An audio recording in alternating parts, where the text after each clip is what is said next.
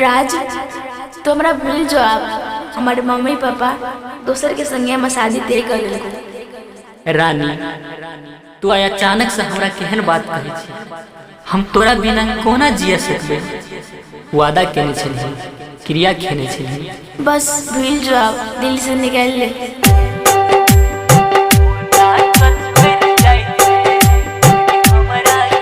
अभी सुन रहे हैं बरेवा सिटी डी धमाका को।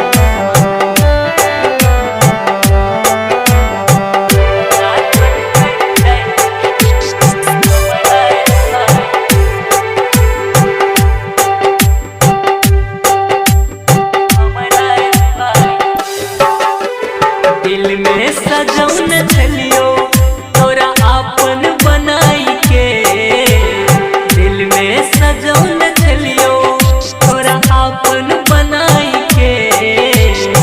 ओना तो छोड़ जाय छे गोरी हमरा कनाई के।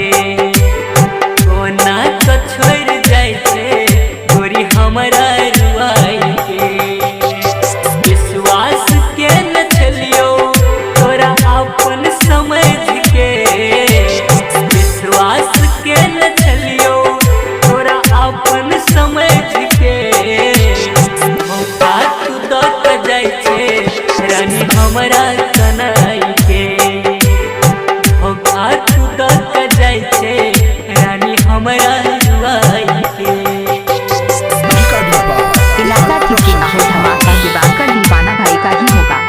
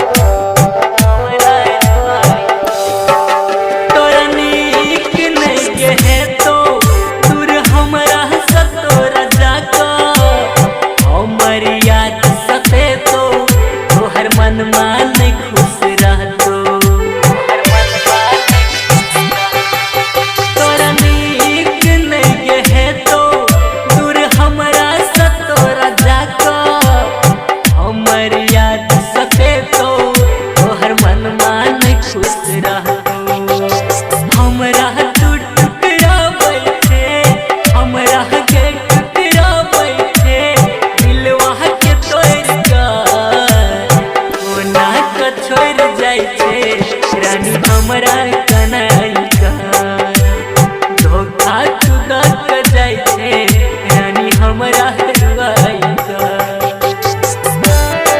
अभी सुन रहे दिवाकर दीवाना भाई।